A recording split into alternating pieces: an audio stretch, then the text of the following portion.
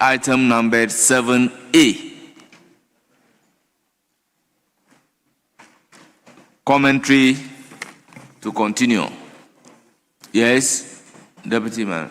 Mr. Speaker, this is just a reminder that in conclave, we agreed, as you have rightly said, but we also said that we have one or so commemorative statement to be made, but that will be done at the end of the commentary.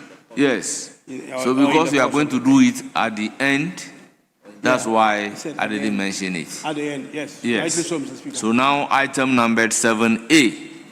I then proceed to give the floor to Honorable Alassane Soini.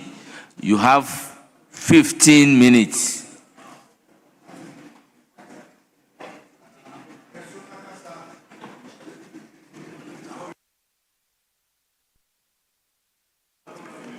Thank you very much, Right Honorable Speaker, for the opportunity to contribute to the ongoing debate on the budget statement and economic policy of the Government of Ghana for the year 2026 financial year, presented by the Minister of Finance on behalf of His Excellency, the President. Mr. Speaker, I wish to first of all commend the Minister of Finance, Honorable Kessiel Atu-Forson, and his team for the yeoman's job that they have been doing for the people of Ghana. And I wish to urge them to continue to make us proud. Mr. Speaker, this was a very simple to digest budget. And it is out there and admitted by many, especially the experts, that the finance minister was very honest about his accounts as far as the economy is concerned. He acknowledged what we came to meet, the distress economy that he came to inherit. And then he recounted to us about how the 2025 budget had helped to restore fiscal stability.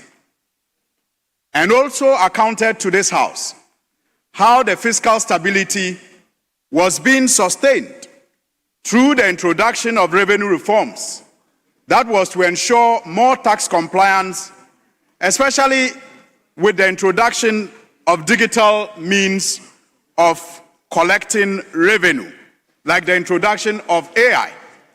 Mr. Speaker, but what was also most significant was his emphasis on tighter expenditure controls and the growth-oriented spending that he and his team have been focusing on. Mr. Speaker, if you look at page 141 to 142, you realize that the resource allocations that are outlined there are indeed growth-oriented allocations that will help to spur the economy on.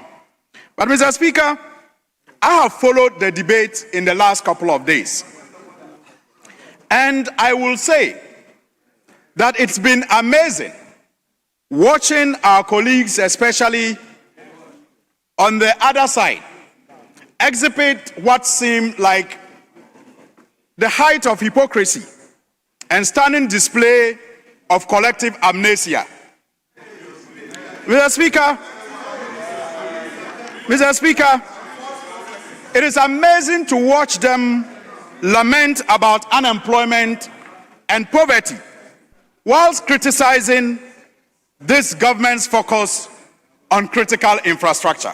Mr. Speaker, for 8 long years, they were the very architects of our current economic distress. They were in charge, Mr. Speaker. They presided over an era where the word corruption became synonymous with leadership. Mr. Speaker, from the Ejapa royalties deals, to the Eka energy controversies, to the PDS scandals, Mr. Speaker, the countless reported breaches on COVID-19 relief fund of about 21 billion Ghana cedis. Mr. Speaker, the National Cathedral waste of over about $100 million. Mr. Speaker, the SkyTrain deals that never was. Mr. Speaker, the Paulugu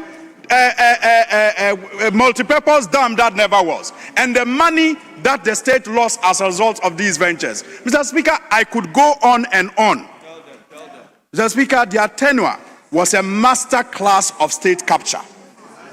Mr. Speaker, the resources that should have been building factories, that should have been building schools, that should have been building hospitals, were instead funneled into the pockets of a very selected few.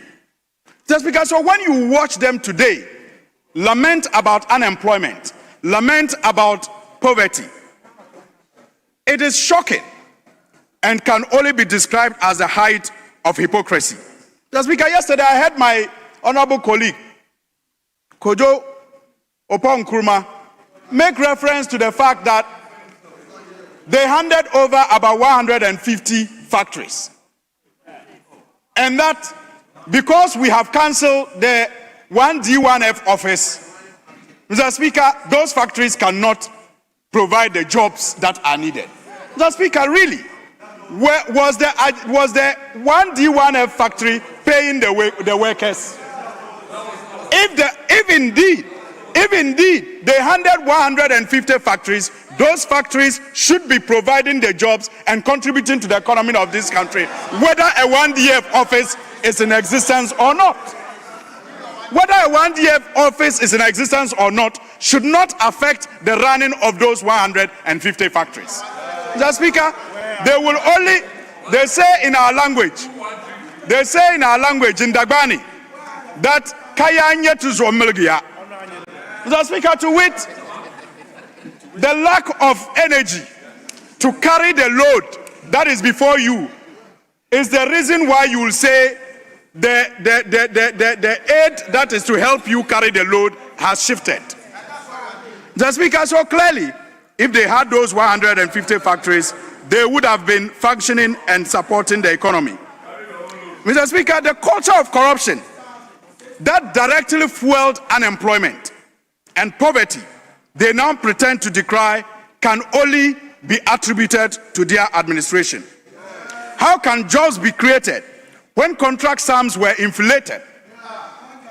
Mr. Speaker, and the funds were actually channeled. We're told in this country that party here, Sika.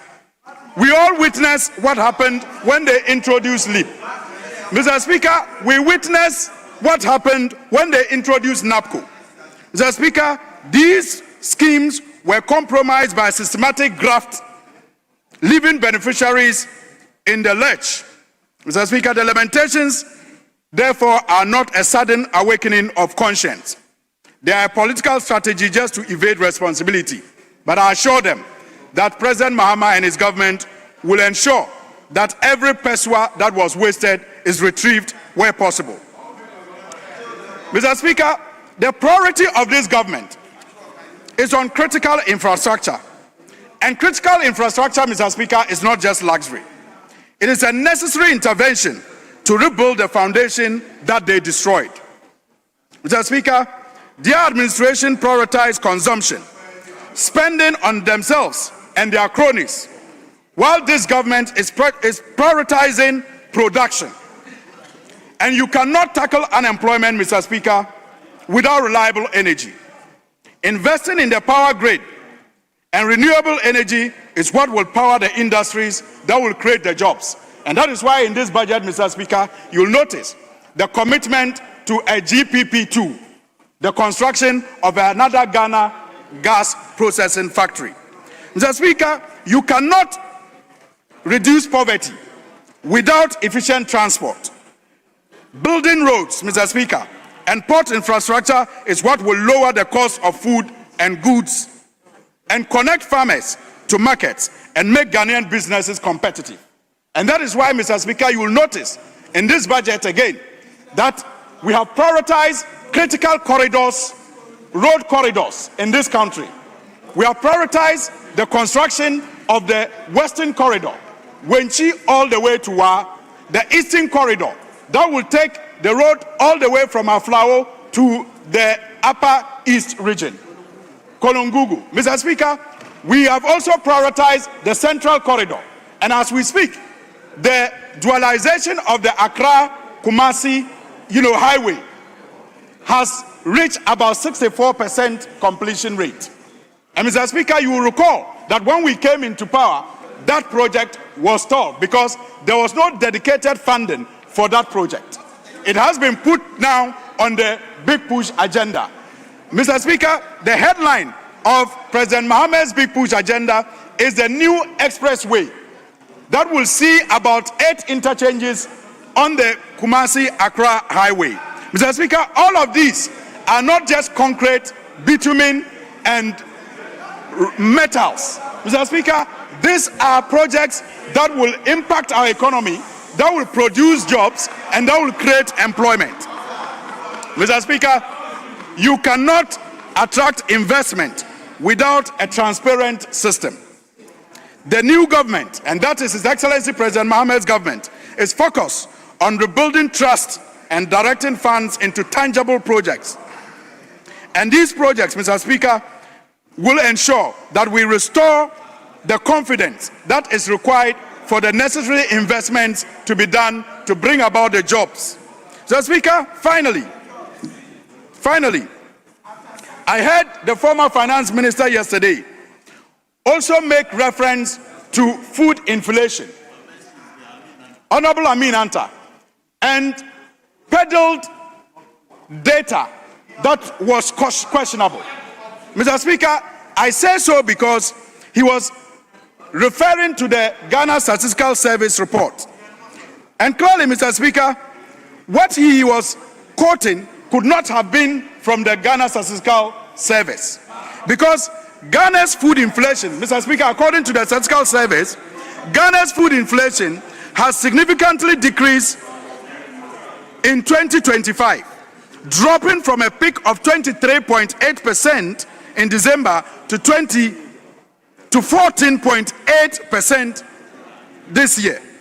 Mr. Speaker, clearly it shows that this is a substantial reduction of 9 percentage point decrease over the period, with a trend continuing with a year-on-year inflation. Mr. Speaker, and this is clearly from the Statistical Service website. So for the finance minister to have claimed that food prices were going up, clearly, and referencing the Statistical Service could not have been a correct reflection of what the true state of events are.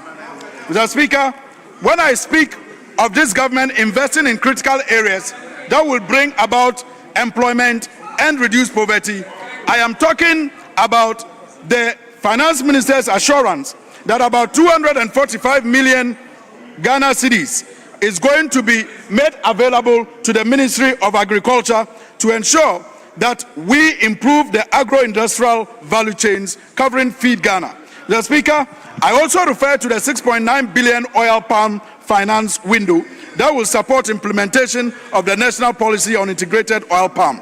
Mr. Speaker, I speak of the no fee stress policy, which will continue and will be allocated 537 million Ghana cedis this year.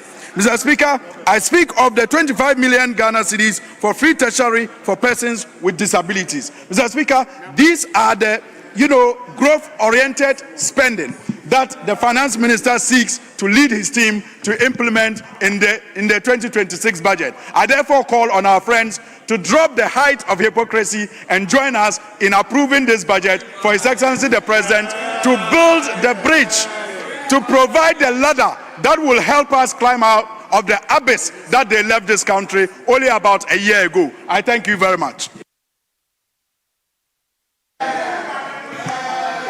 Thank you, Honorable Member. I then proceed to give the floor. Honorable members, can we listen to each other in silence?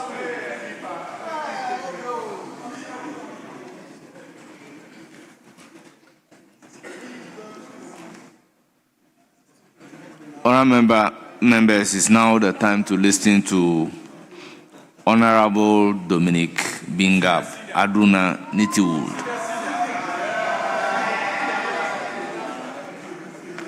Thank you, Mr. Speaker.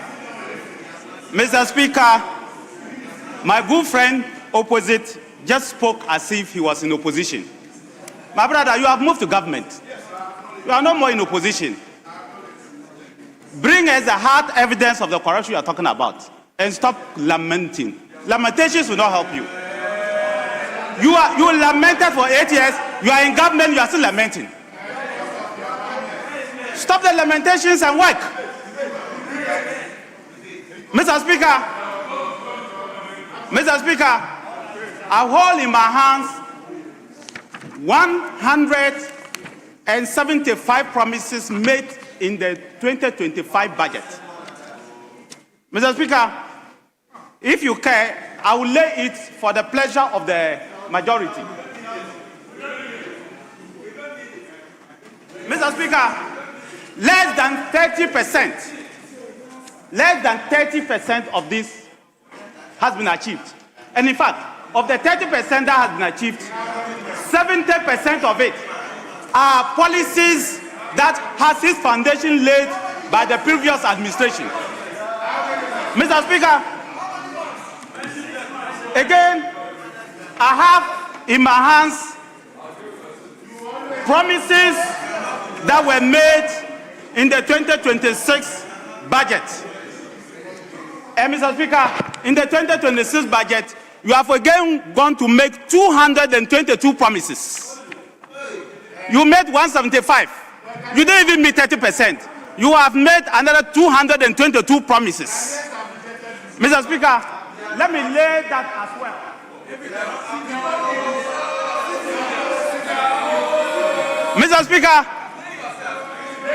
Mr. Speaker, if you go and make promises you don't fulfill, the next day you go and make even more promises, nobody will listen to you. That is the reason why Ghanaians are not listening to you.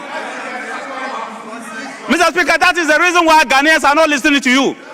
Take time and read your budget. I've given you the promises that you made. I've made it easy for you. If you don't have time to read the entire budget, I've made it easy for you. Go there and check. You will see all of them. Mr. Speaker, what is worse off is that my friends opposite from 2019 for 4 good years, in fact 5 good years, made hell and fetish out of buying and retooling the military. Mr. Speaker, they insulted the former president, insulted my good self. Some of them, led by the foreign minister, became experts in aviation overnight. Mr. Speaker, today you have come and under paragraph 1091, you say you want to buy 1 long-range aircraft and 1 medium-range aircraft. Mr. Speaker, even them to accept the fact that they are intending to buy VIP and executive jets, they are running away from it. Mr. Speaker, we have 2 types of aircraft that are controlled and operated by the military. The first is the executive aircraft, Mr. Speaker, and the second is the military aircraft. Mr. Speaker, a medium-range military aircraft includes Casa Honorable 295. Gapper, please. And Honorable Lockheed, members, let's listen to each other in silence. and then C-90. Mr. Speaker, I will lay that so that they can read for their own pleasure. Mr. Speaker, the military of Ghana already has 3 medium-sized range aircraft, the military one. Mr. Speaker, for the long-range aircraft, Mr. Speaker, it includes heavy bombers like B-2, large transport aircraft. I also lay this so that you can read for your own. Mr. Speaker, it only leaves Ghana. Ghana does not need and cannot operate, and no African country operates a long-range military aircraft. It only leaves us with one option, what we call the VIP aircraft. Mr. Speaker, this is how the VIP aircraft looks like. What in Ghana here we call presidential aircraft. This is how it looks like. And you intend to buy 2 of them.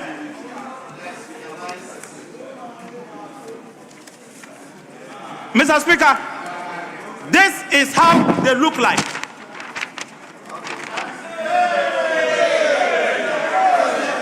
This is how they look like. And Mr. Speaker, this is what they want to buy. And I'll put it for the pleasure of members.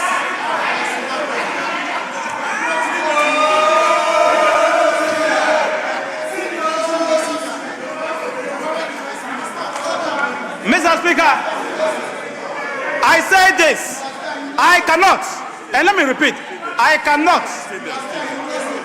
never be against the purchase and retool of the military. Never. After 8 years, I will never be against it. In fact, I was here to fight for the military to get aircraft. I will never and can never be against it. But you on the opposite side, you need to explain to the people of Ghana why for 5 years you fought against it. 9 months later, you are running to buy not 1, but 2. What is the... Mr. Speaker, you need to do that and possibly apologize to the people of Ghana. Mr. Speaker, let me be very frank. If you have 9 billion, if you check the budget this year, 2025, you check the commitment that they are putting in the budget for 2026 this year, that's next year, 2027 and 2028, the total budget is 9 billion Ghana cedi. This one. Mr. Speaker, that is what is being committed to retool the Ghana Air Force. Mr. Speaker, if you have 9 billion Ghana cedi in 3 years to spend on the Ghana Air Force, go first like we did and procure 1 fighter jet for the military. That is what the military needs first. Mr. Speaker, it is the reason why I came to this house, to come and lay in this house the procurement of 6 LNG new generation fighter jets for the military. That program is still there.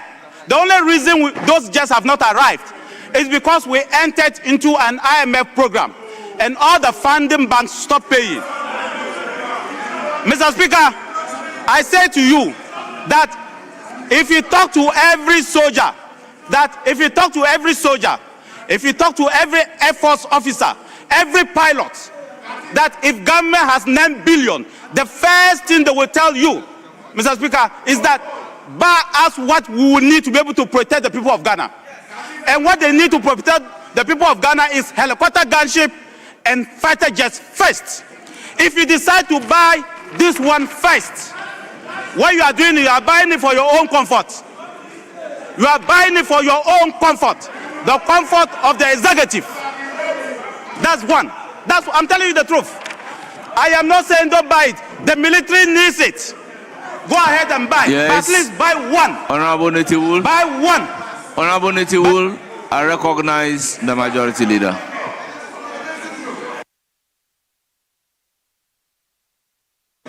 Mr.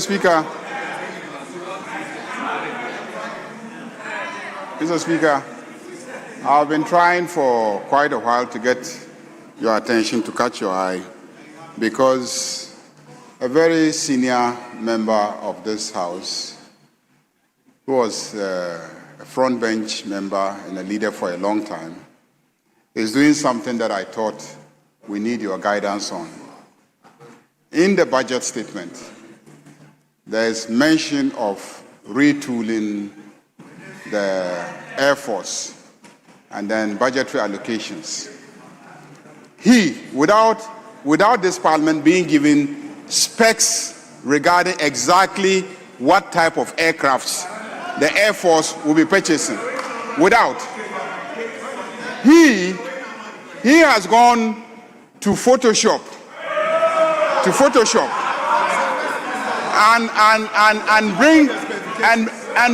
and bring to this House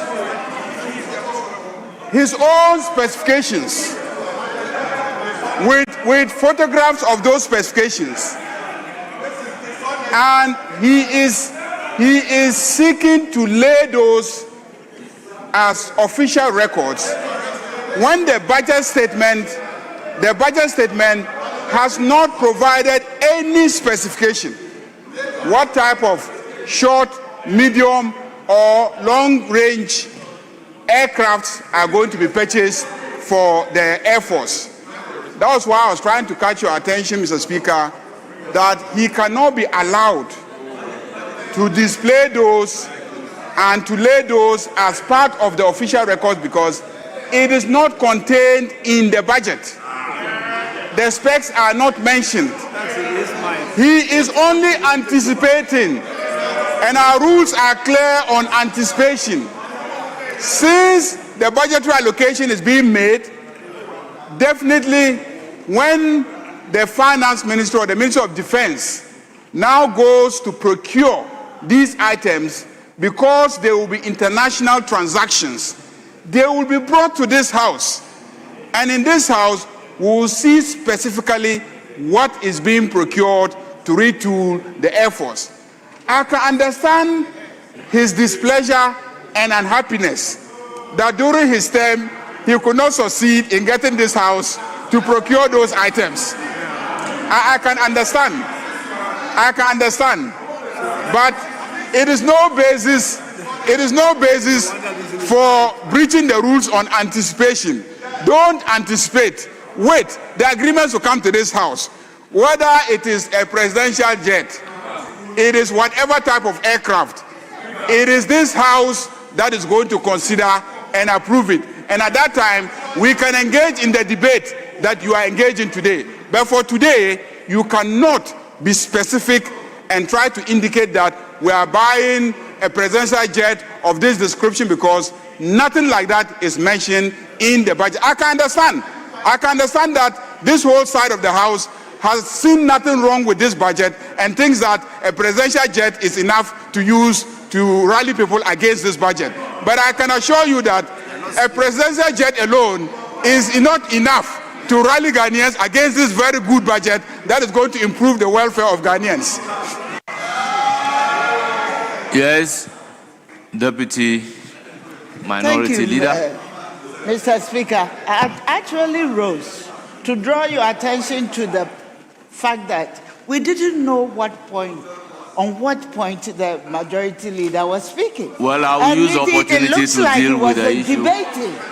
And it is not within our practice that we should go on that way. No, but you needed to write on a point of order. And that's what we require. And not for debate. Yeah, so, honorable members, I think we can look at the issue critically within the budget. Now, I have seen similar pictures, 4.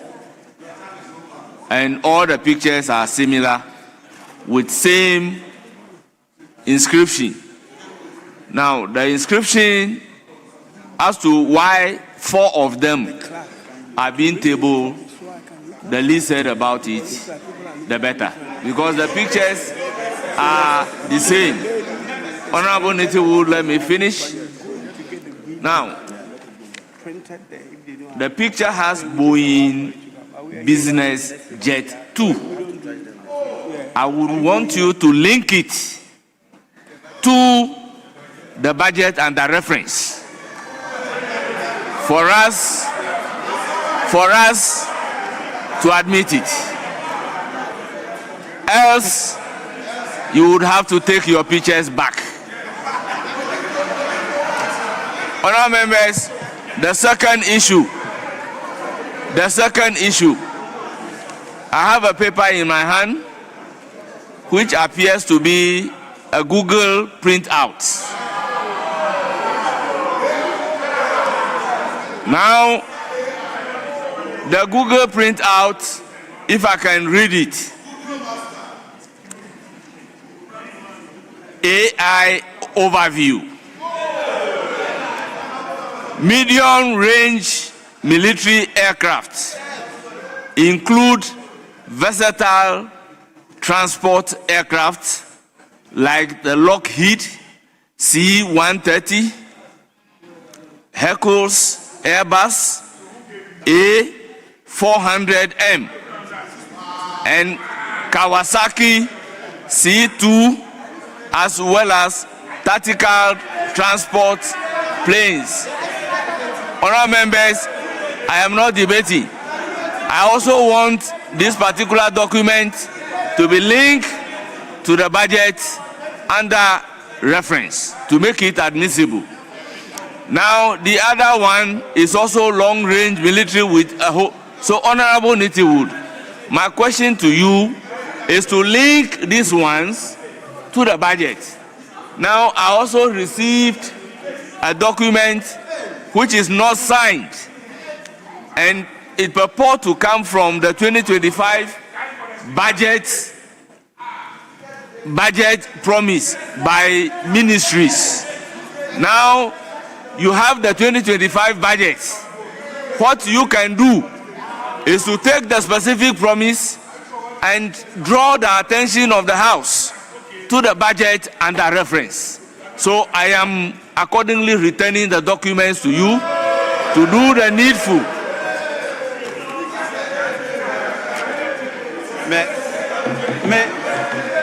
Mr. Speaker, Give it back.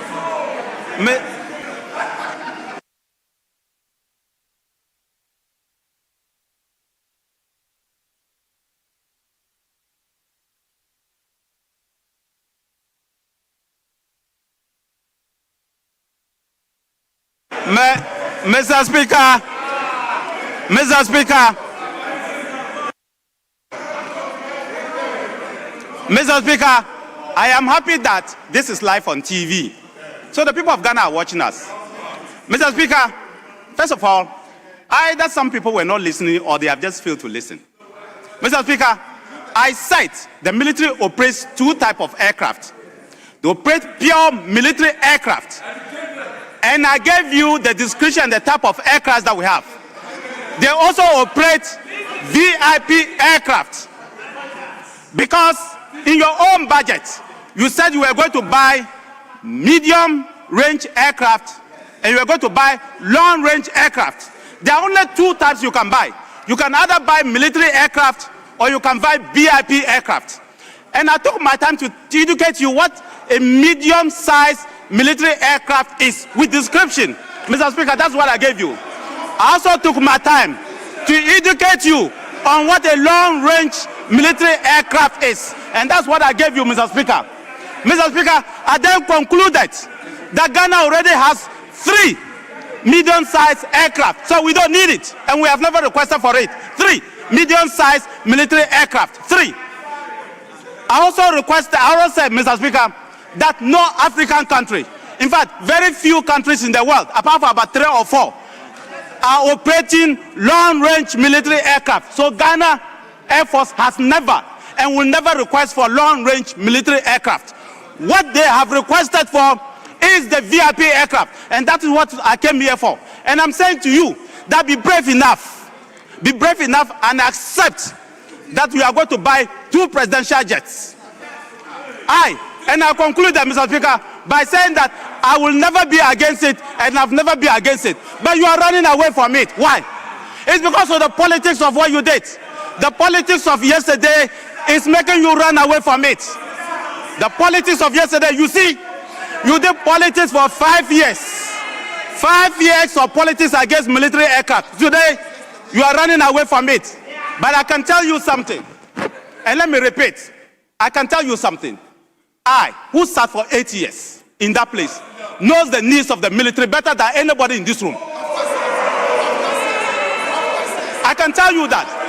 And I agree, Mr. Speaker, and I agree that it is not in our interest. And let me conclude. I agree that it's not in our interest as a nation not to have a strategic lift.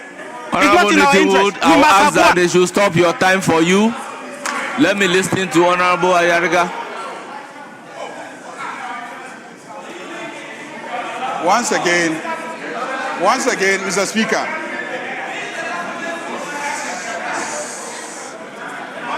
Once again, Mr. Speaker. My point is a simple one. There is a budget policy before us that says retooling of the Air Force. Retooling of the Air Force. There is nothing in it about a presidential jet. There's nothing in it about a presidential jet. I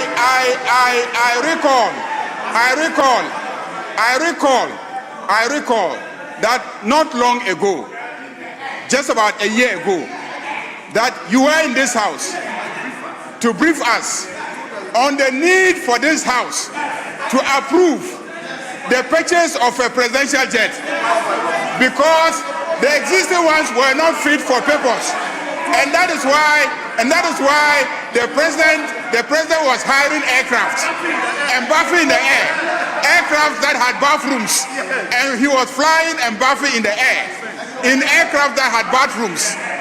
You were saying that there was a need for aircraft, presidential jet, because the existing ones were not fit for purpose. I am saying that this budget does not mention a presidential jet. This budget talks about retooling the Air Force. And our rules, Rule 25, Rule 125. Let me read, Mr. Speaker. Mr. Speaker, let me read. Rule 125 says, a member shall not anticipate any matter by the consideration of a motion dealing with the subject matter which is likely to be introduced in the meeting. And I'm saying that once we approve this budget, the details of what constitutes retooling of the Air Force, the details will come to us. That motion will come. And when that motion comes, and it is a presidential jet, we will debate it. But as of now, there's nothing in the budget about a presidential jet. And so you cannot premise your debate on anticipation that this government might be considering the purchase of a presidential jet. So I plead with you that once again, I've noticed for the past 3 days that the debate has all been about a presidential jet. That is the only point I hear from my friends in the minority. Yes. It is a speaking point that almost everybody who gets up tries to have on, and it is not in the budget. It is not in the budget. Yes, Honorable Patrick Boama.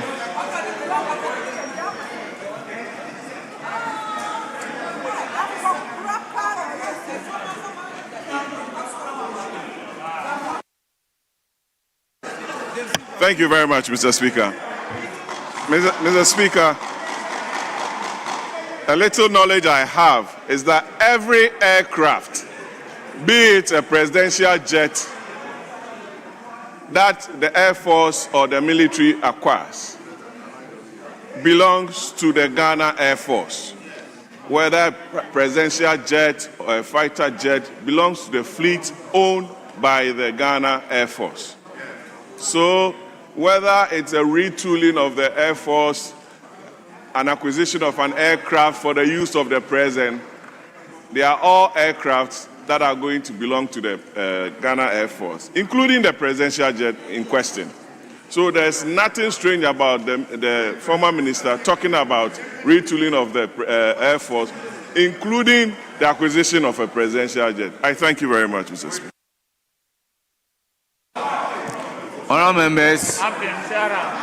Honorable members, with all due respect, the budget is before all of us. I hear people from the background making reference to paragraph 1091. Let me read paragraph 1091.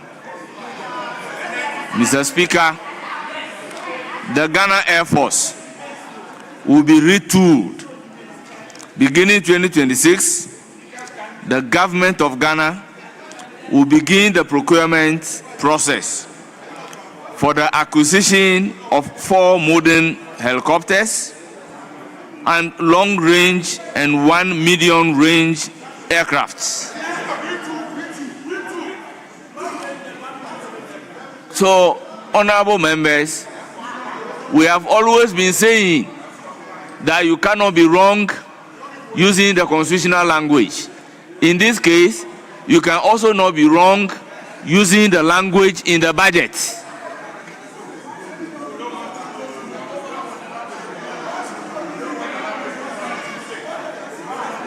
So please use the language in the budget. When you want to quote paragraph 1091, quote it appropriately. Mr. Speaker, I have been very careful and used the word VIP transport. I've not yet used the word presidential jet, or maybe if I did once. But I'm saying to you that I keep saying that if there's anybody in this room who knows the needs of the military, I've sat them for 8 years. And I'm saying to you that I hold the same position I held last year and for the last 8 years, that it is not in our interest as a country not to have a strategic lift. We need it. Mr. Speaker, I've said that. I am saying the government should own up. You want to buy two, own up. Apologize to the people of Ghana and go ahead and convince us why you rejected for the last 5 years. You rejected the purchase of one, and today you want to buy two. Two. One long range and 1 million size. That is what I'm saying to you. Mr. Speaker. Mr. Speaker. Sit down. The nurses, the teachers of this country, were yesterday demonstrating, Mr. Speaker, and they did play the voice of the current president.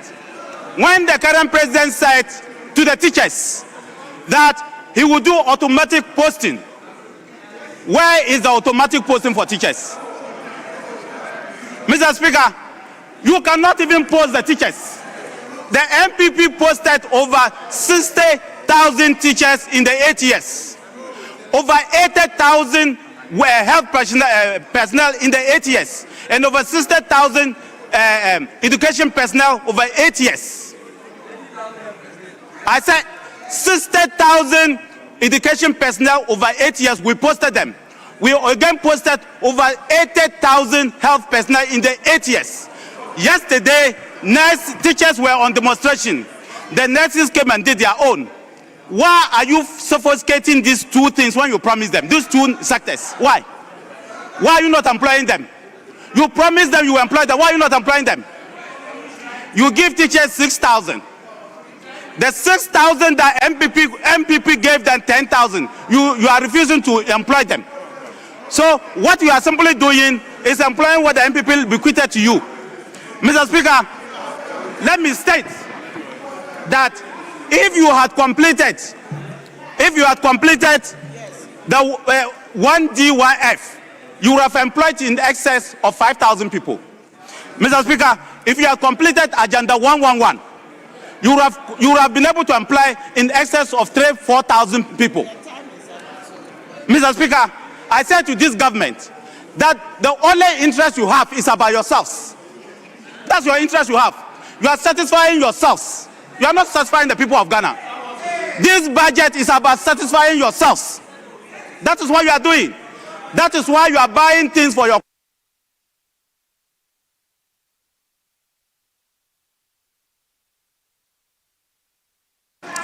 Honourable member, your time is up.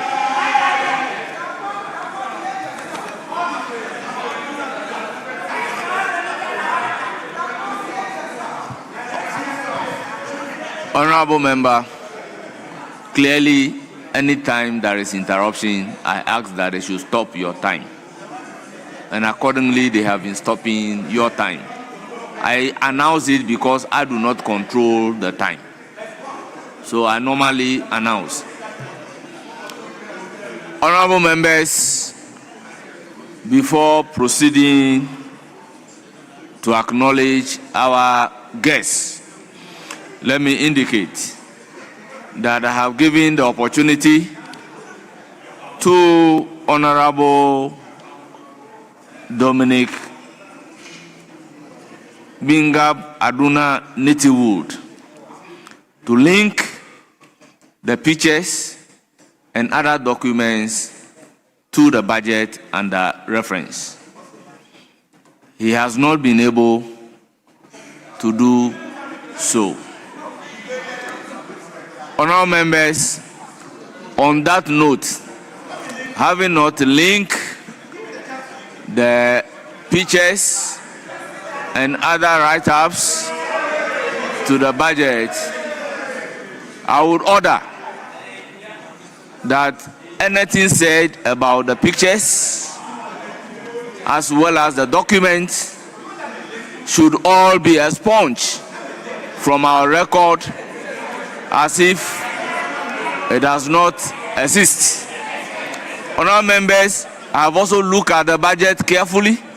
I haven't seen any picture in the budget. I find it very difficult to establish a nexus between the pictures and the budget. Accordingly, it should be expunged. Then I proceed to acknowledge the presence of worldwide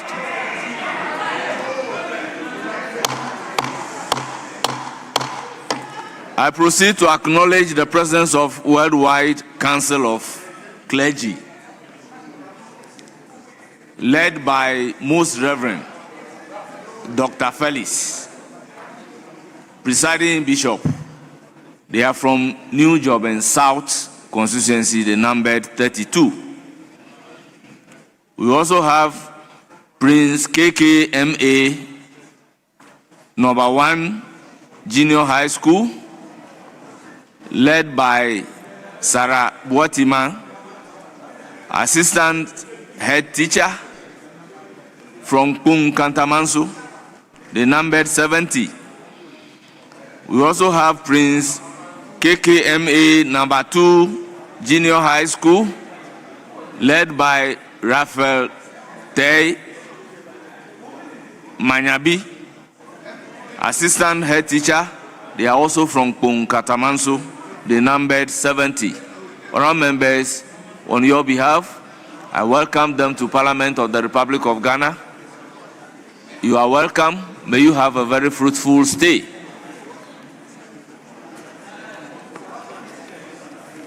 Honourable members, next on the list is Honourable Hajia Ladi.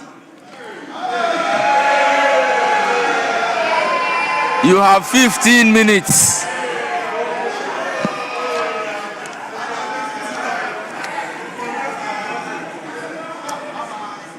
Thank you very much, Mr. Speaker.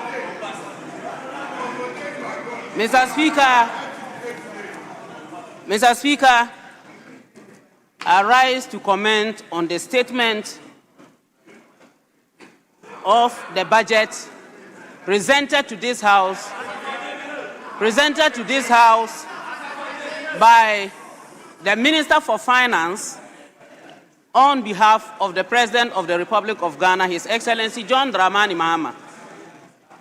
Mr. Speaker, going through the statement, listening to my colleagues, I can only allude to the fact that indeed this budget is for resetting the growth, jobs, and economic transformation. Mr. Speaker, what took my breath in the budget, first of all, was on the issue of our education. Mr. Speaker, for quite a long time, especially the past 8 years before this current government came into office, Mr. Speaker, all we could hear was about free education and changing times for going to school, especially the secondary school, like traffic lights, where students went to school, either spent only 2 weeks or 3 weeks, came back and had to go back. It was quite devastating for both students and parents. In order to reset, we have gone back, and in this statement it is clearly stated, Mr. Speaker, reference page 142, paragraph 1150, to look at the basic level of education. Mr. Speaker, we are quite aware that most people struggle because at the basic level, they don't have the rightful infrastructure and what have you to support them. Mr. Speaker, on paragraph 1150, if I may read, states that an allocation of 3 billion has been made for 4 sets of KG books for 200,000 learners, Mr. Speaker. Mr. Speaker, 4 sets of primary textbooks for 2 million learners. Mr. Speaker, 9 sets of JHS 3 textbooks for 500,000 learners. And, Mr. Speaker, procurement of over 2 million pieces of metal mono desks and chairs, 200 units of 66-seater buses, and 200 double cabin pickups for distribution to secondary schools across the country. Mr. Speaker, if you look at this aspect of the budget, you would realize that we are picking the foundation as expected of us. Mr. Speaker, after the NDC government exited office, right from 2016, we never heard much. The Schools Under Trees program more or less came to a standstill. Up till now, when you go to the villages, especially, you will find a lot of schools that do not have classrooms, no furniture. And so, to go back to do this is in the right direction. Mr. Speaker, allocation has been made for this activity to take place.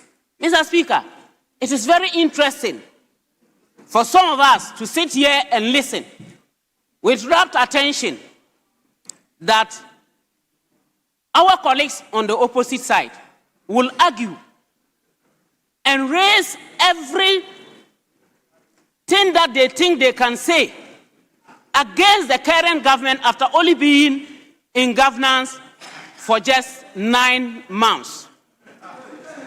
Mr. Speaker, I do not know whether they know when they exited.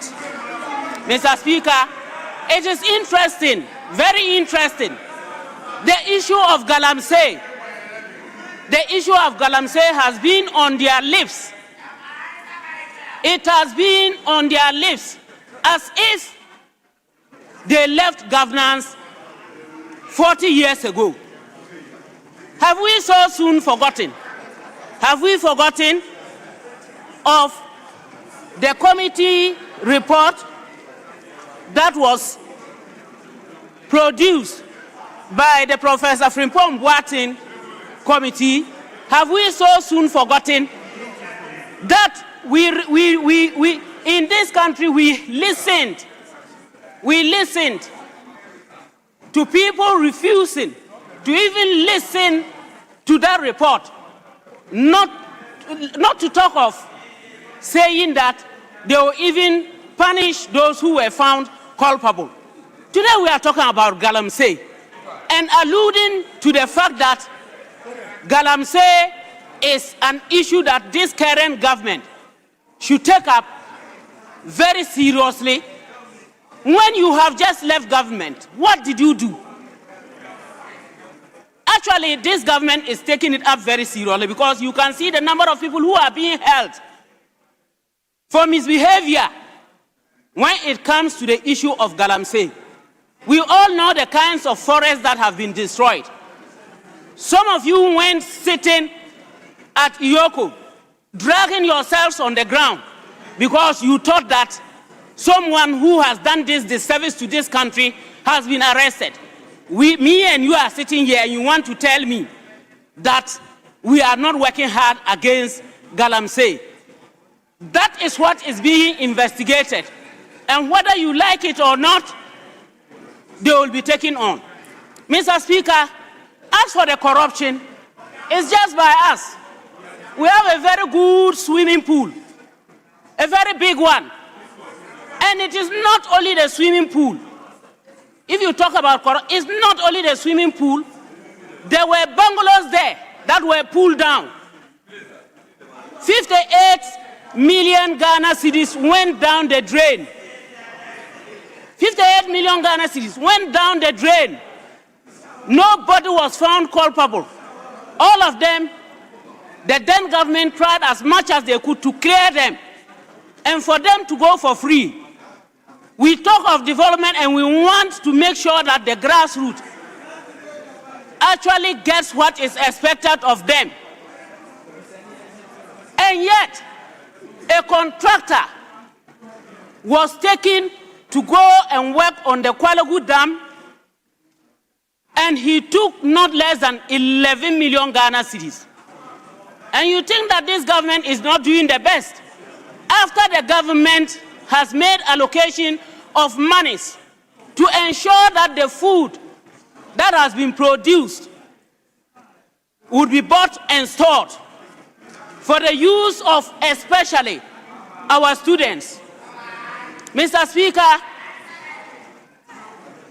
let us know that there is no way that we are going to sit and watch the rice that has been properly produced by our people to go waste when we know that the buffer stock can buy and store for the use of students, instead of waiting and going to bring in import rotten rice, expired rice, rebag, and give to students. We wouldn't do that. We wouldn't do that because money has been allocated in the budget and for sure it is going to be made good use of.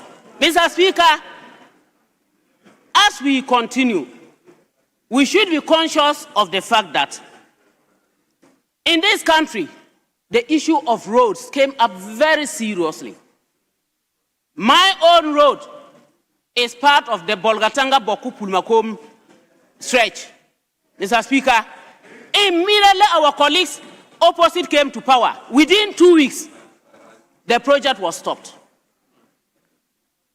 And I listened to someone say in this chamber that we want roads at where there are human beings. Yes, indeed, you would say that because this is what you have done.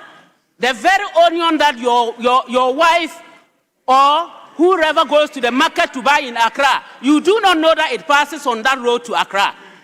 And so you will stop such a contract in no time.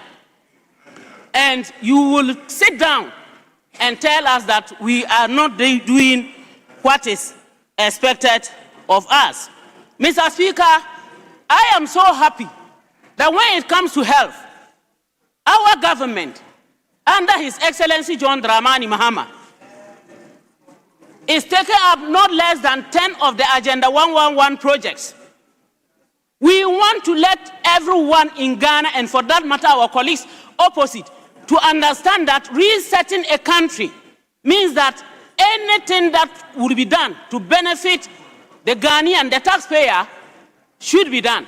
And that is exactly what this government is doing. Otherwise, if we had been like them when they came to power and decided to stop most contracts, we wouldn't have done the Agenda 111 projects. But we are quite aware that it is the money of the taxpayer and it is going to be to the benefit of every Ghanaian.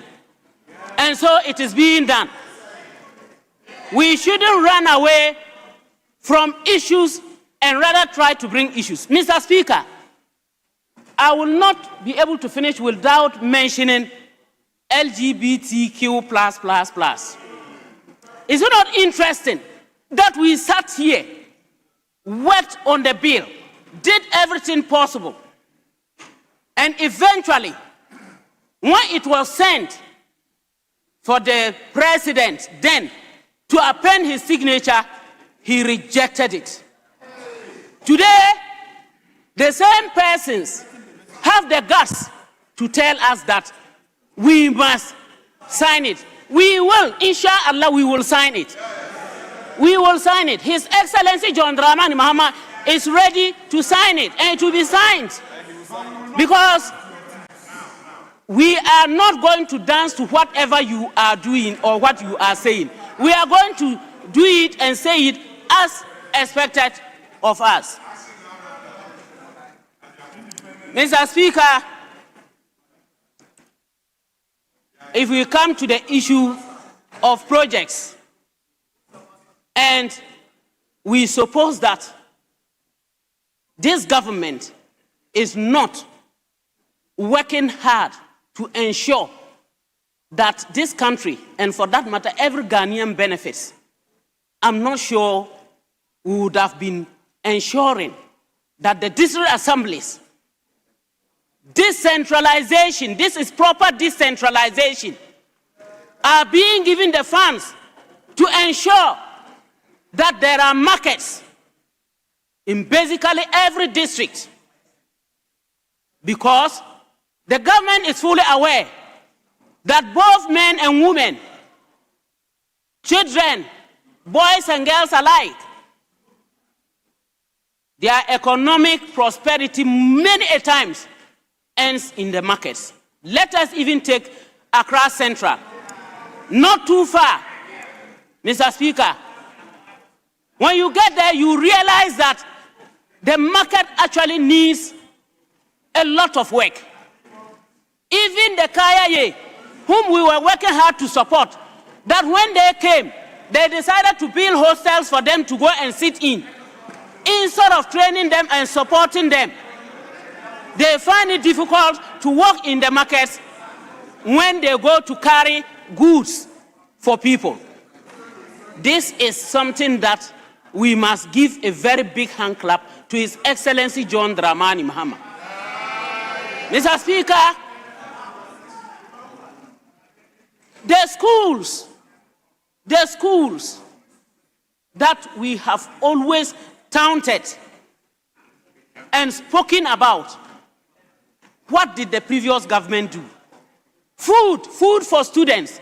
The students in secondary schools. Honourable Member, conclude. What happened? There was no food. And they were warned, head teachers and headmasters were warned. If you go and say that it's because there's no food, you would exit. And actually that was what was being done. Mr. Speaker, this budget is actually resetting Ghana, and inshallah will reset Ghana to the benefit of all of us. Thank you very much, Mr. Speaker. Thank you. Thank you, Hajaladi. I will give the floor to my very good friend, Honorable Patrick Yaobuama. You have 15 minutes. Thank you very much, Mr. Speaker, for giving me the opportunity to add my voice to the statement being commented on by colleagues on the floor. Mr. Speaker, for the first time in many years, the budget of this country was read around 5:37 p.m. It's very important to make that point, Mr. Speaker. Not during Kwesi Botche's time, not during Kwame Pepra's time, Safu Mafo's time, Barry Edu's time, up to Atufosin first. Mr. Speaker, there's a reason why your budgets must be read during prime time. When our budget was read at 5:37 p.m. this year, our major creditors were all asleep. Some of them were just waking up. The Chinese were asleep. The Australians were just waking up. Our European partners were at dinner. Ghanaians were rushing home to go and sleep after work. It tells you and gives you the reason why the markets did not respond positively to our budget this year. Why am I saying that, Mr. Speaker? The Ghana cedi experienced a depreciation in value against the US dollar on Friday, which was the 14th. November 14th, that's the day after the budget, 2025, recording an average buying rate of 10.85 Ghana cedis to the dollar and selling at around 11.42. At the Forex bureaus, the cedi was trading at 12 Ghana cedis to the dollar and purchasing at $12.35 to the cedi. Mr. Speaker, it tells you how unresponsive our budget was to the market and how investor-friendly it was into the market. Mr. Speaker, I go to the meat of the budget. Adia, this is the second budget of His Excellency the President of the Republic of Ghana. You are not 10 months or 9 months into government. This is the second budget of the President. If you read paragraph page 117 of this year's budget, and also page 71 of the 2025 budget, it gives you all the key policy indicators and programs of the government. Mr. Speaker,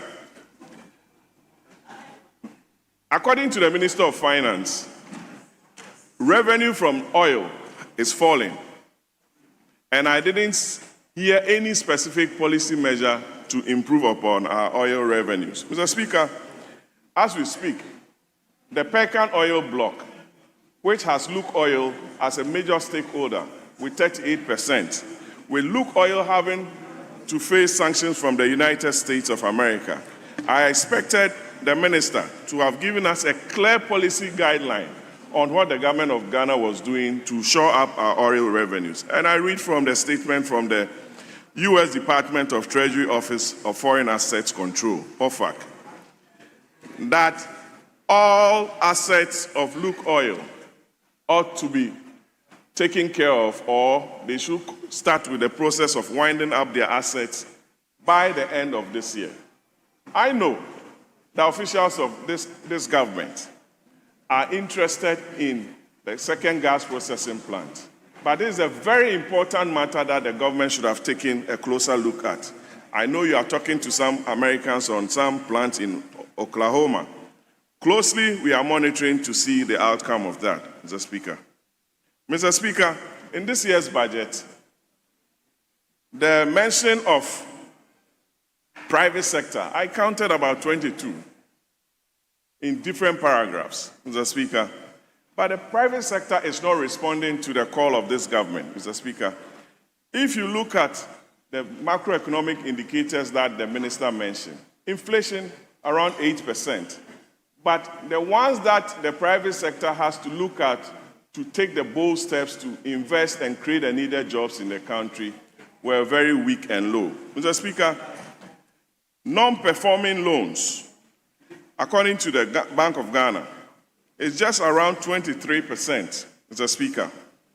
This compares with most current banking industry NPLs of 4.2% in Nigeria, 17.4% for Kenya, and a ratio of 1% for the South African banks.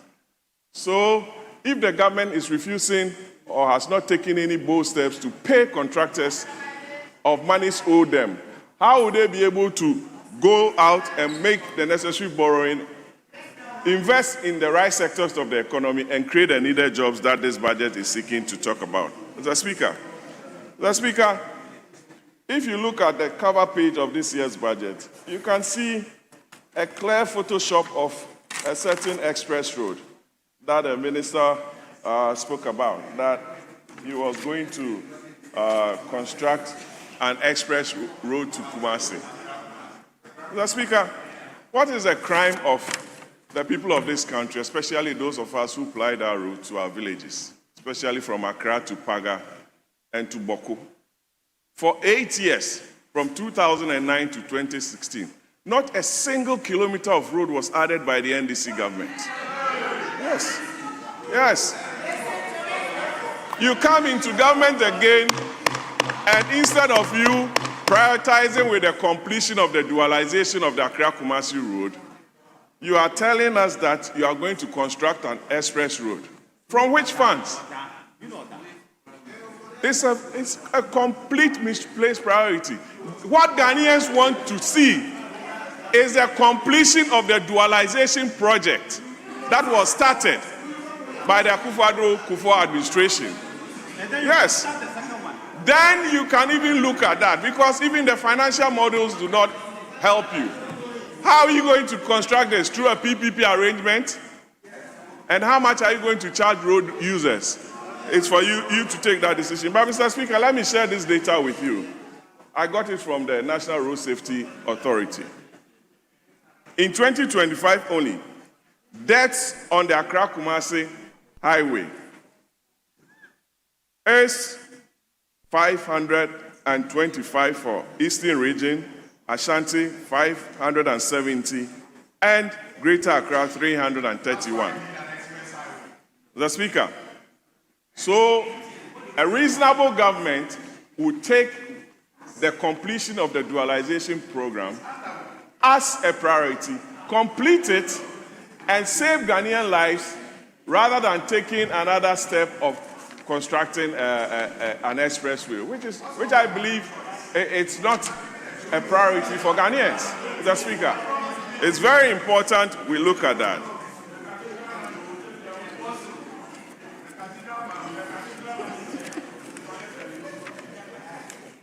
Mr.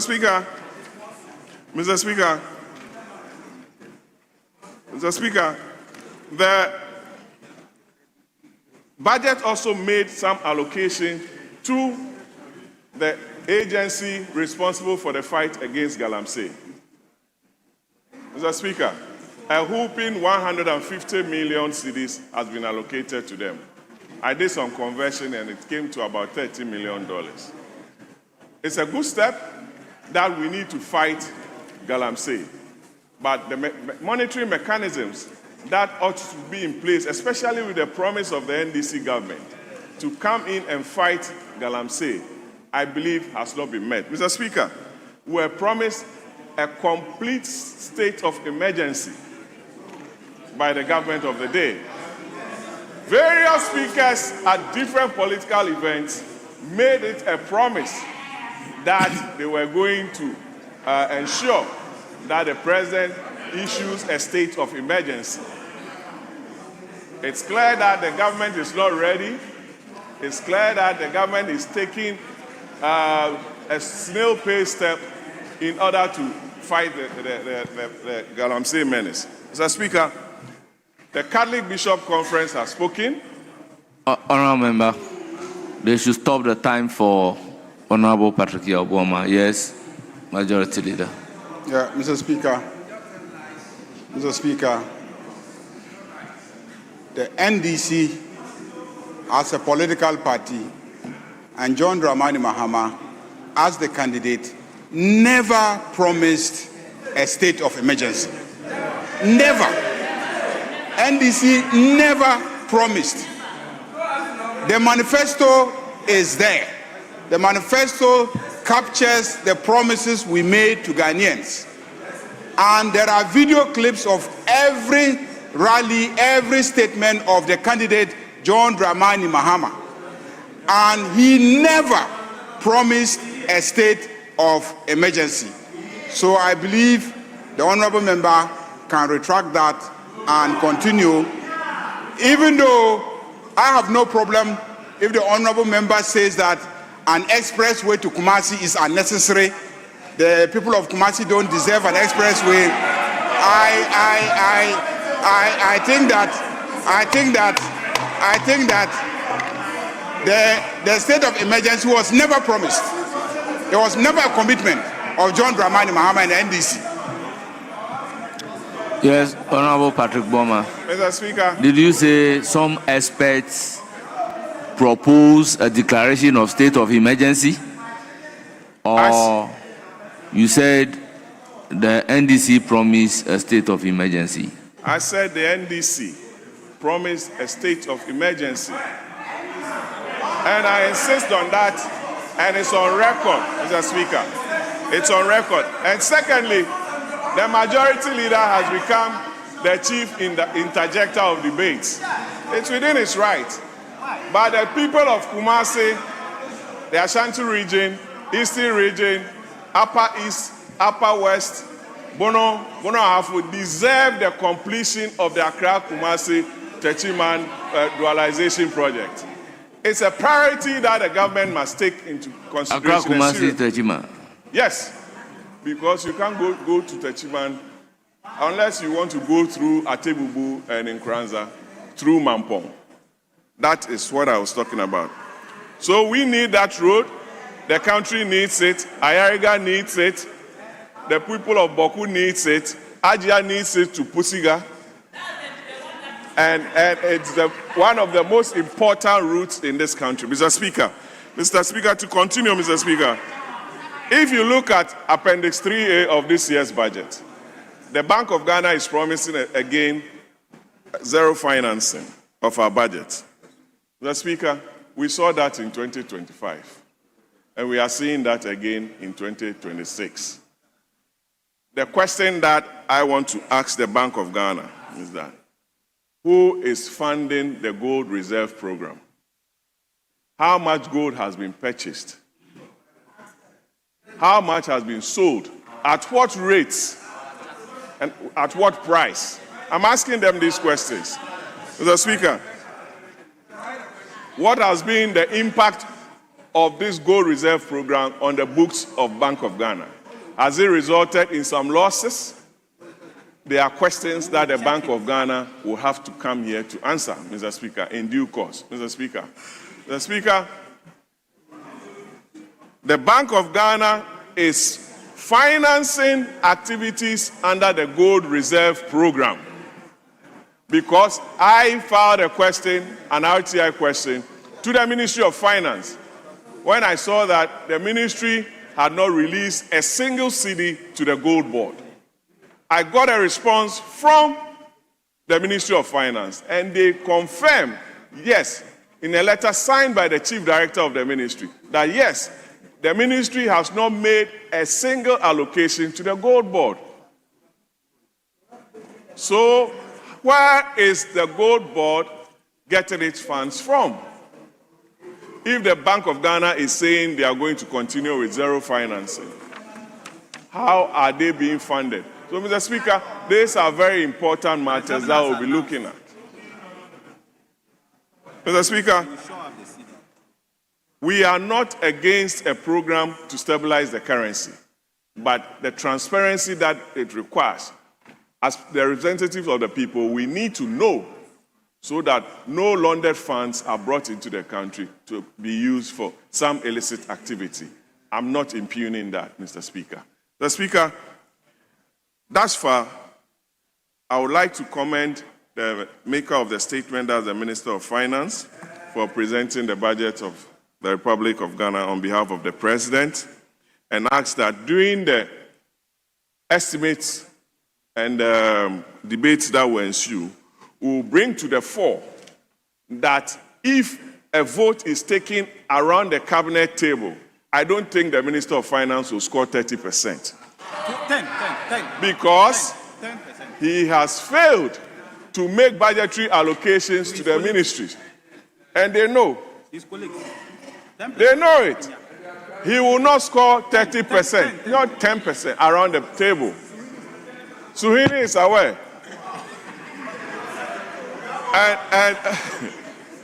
And that is my plea to the minister, to make the government function and release adequate resources for the good people of this country to enjoy its benefits. I thank you very much, Mr. Speaker. Thank you. I will now give the floor to Honorable Thomas Ampim. You have 15 minutes. Thank you, Mr. Speaker. Mr. Speaker, today I have listened to Honorable Patrick Boama and others, the former defense minister, and over the last 3 days or so, we have had the opportunity to listen to many of them take their turn to debate the budget that was presented by my boss, Dr. Ato Forson, that has received overwhelming endorsement by Ghanaians. In fact, many people have made reference to the survey that indicated that about 82% of respondents have given approval to this budget. You may choose to believe it or not. That is up to you. Whether you decide to take public opinion. Honorable Che Asamoah, I can hear you. or just depend on your own ideas, that is up to you. But Mr. Speaker, one thing is clear today, that the debate as to who are better managers of the economy of Ghana has been settled. If you know, you know. The record is so clear, Mr. Speaker. Inflation that we inherited at 23.8% today has reduced significantly to 8%. And nobody has disputed that throughout the debate. Public debt, as we inherited, 726 billion in December, has reduced significantly to 630 billion. Mr. Speaker, primary balance has moved from a deficit of 3.5% to a surplus of 1.6%, something they could never imagine that was possible under them. Mr. Speaker, our reserves also speaks volumes. In 2016, Osahene, welcome. In 2016, when we were handing over to the MPP, our reserves was $6.2 billion. 8 years after, in 2024, when they were handing over back to us, they had increased their reserves to $9 billion. They added $2.8 billion. For 10 months, from January this year to date, we have increased the reserves to $11.4 billion. Mr. Speaker, it took you 8 good years to increase our reserves by $2.8 billion. That is 96 months to increase our reserves by $2.8 billion. It has taken President Mahama and his finance minister, Dr. Ato Forson, and the governor of Bank of Ghana to 10 months, only 10 months, to increase our reserves by $2.4 billion. Would you compare yourselves to us? No way. Mr. Speaker, I listened to the immediate past finance minister yesterday, and he made certain statements. He referred to this wonderful budget as a jobless budget. Mr. Speaker, a budget that allocates $500 million to oil palm plantation, would you call that a jobless budget? No. A budget that allocates 30 billion cedis for a big push for infrastructure, is that a jobless budget? No. A budget that allocates 828 million to construct 1,000 kilometers of agric sector roads, is that a jobless budget? No. A budget that allocates 100 million cedis for aquaculture development, would you call that a jobless budget? No. A budget that seeks to restructure VAT, to give back money to businesses for them to increase their profit, to expand and employ more, is that a jobless budget? No. Mr. Speaker, the finance minister said something, and I want the former finance minister, Dr. Amin Anta, made a statement that I want to quote. He says, I am saying that out of the 45 treasury auctions conducted since January, 25 of them failed. Mr. Speaker, I don't know what the former finance minister is calling failure here, because since the beginning of this year, we have taken a deliberate decision to reject bids. In fact, year to date, we have rejected a total of 71 billion cedis in bids. And our approach is simple. Instead of government borrowing and crowding out big private businesses, we said, no, we won't take it. Give the money to the private sector. The latest figures in September this year shows that private sector credit increased by 12.7 billion cedis compared to that of September 2024. However, public sector credit contracted by 3 billion in the same year. This is showing government's deliberate policy of directing credit to the private sector. That is the difference between us and you. As a result of this, Mr. Speaker, average lending rate to the private sector has reduced from 30% in January 2025 to 22.7% as I speak now. So government has decided that we won't take the money. And so the banks have no option but to lend to the private sector for the private sector to grow and create more jobs for us.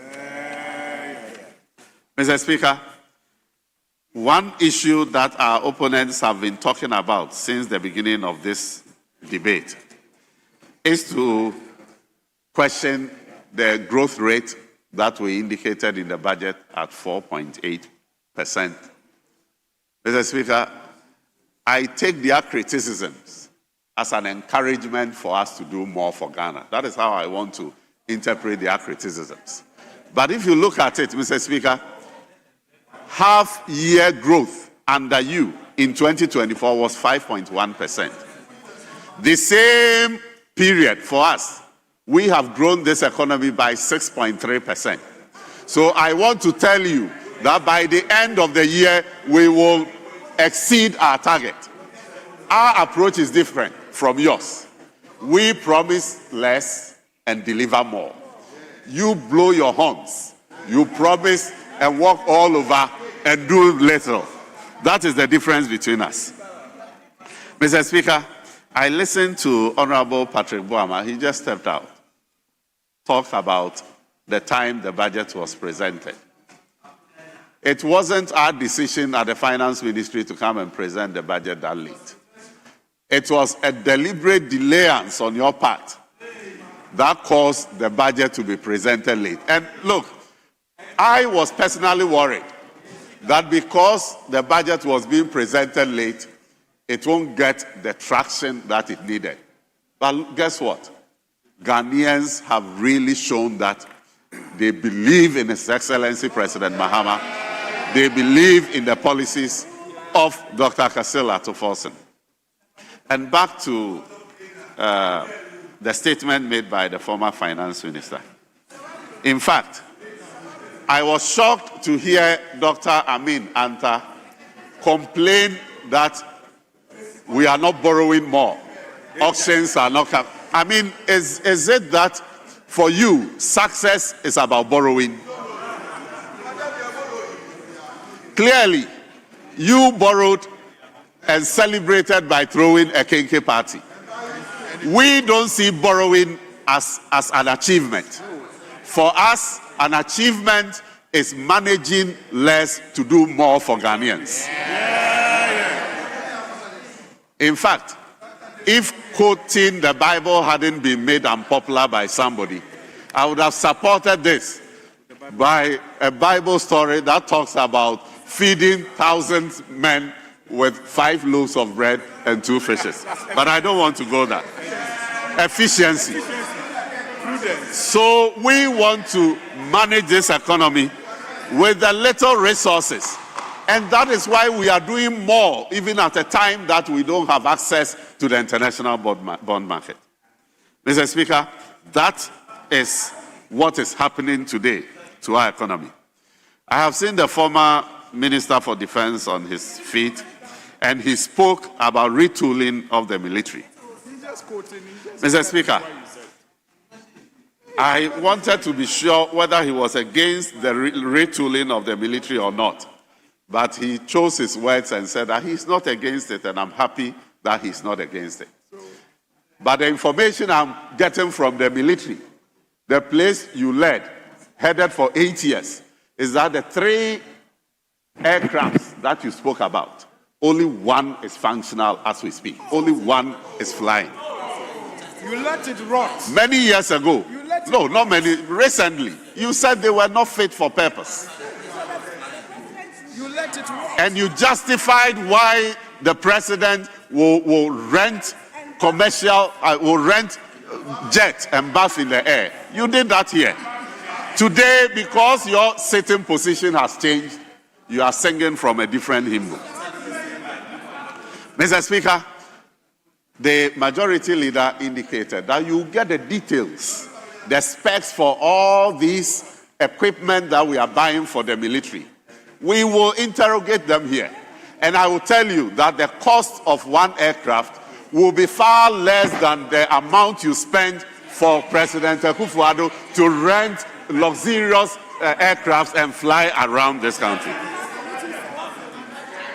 Mr. Speaker, you see, we in this government are trying very hard to fix the many mess that we inherited from our predecessors.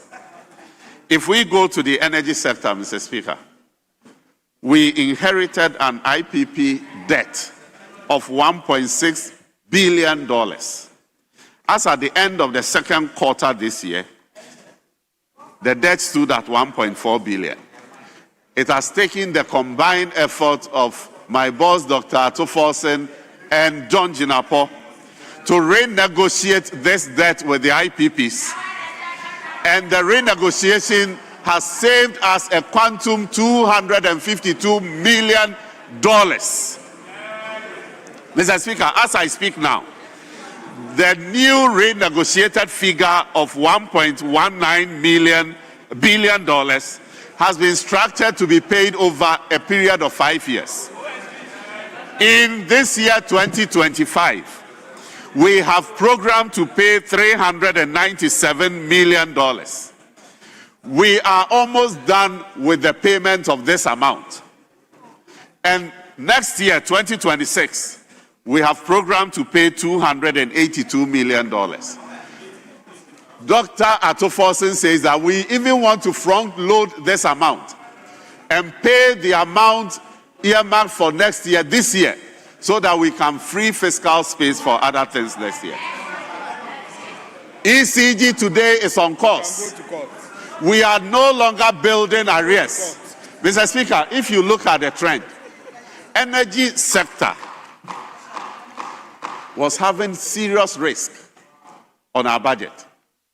The energy sector shortfall alone last year, we programmed 29 billion cedis.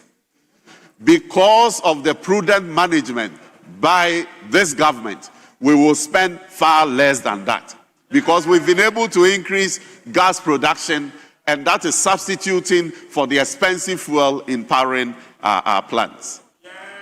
If you look at the budget this year, for 2026, because of this prudence, we are allocating only 15 billion cedis for the energy sector shortfall, a reduction from 29 to 15.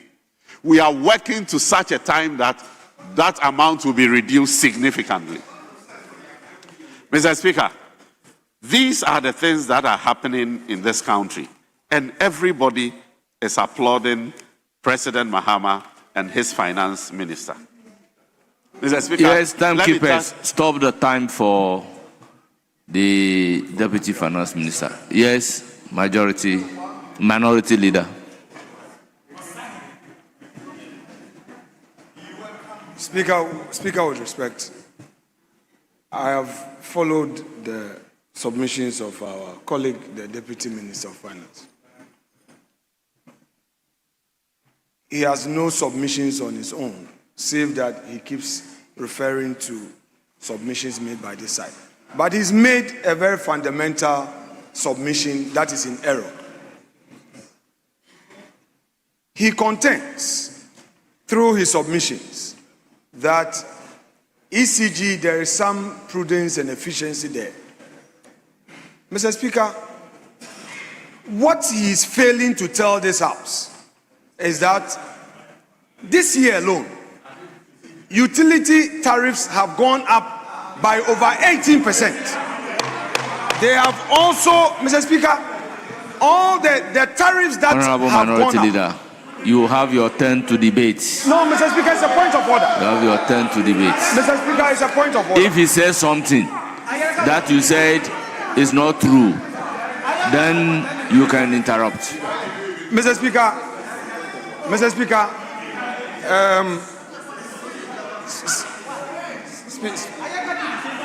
Speaker, with respect, I am on a point of order. So what is your point of order?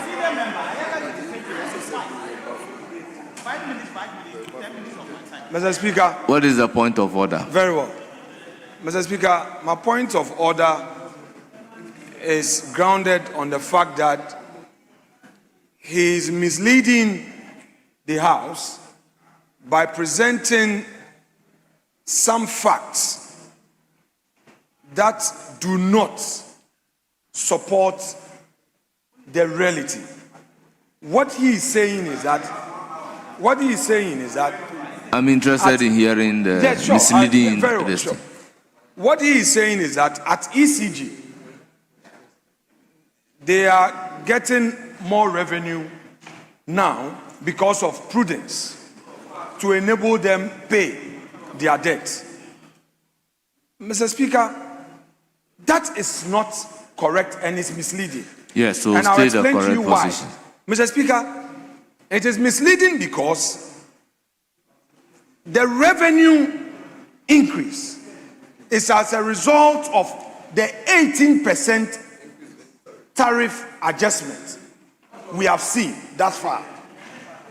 2, on the issue of their ability to pay more to the IPPs, it's as a result of the 1 Ghana cedi levy they've imposed at the pumps, because they came here and said that because the energy sector was accumulating debts, they needed to impose Minority energy Leader, sector. what is your point of order? Is it the case that the revenue is not increasing or it is not increasing? Mr.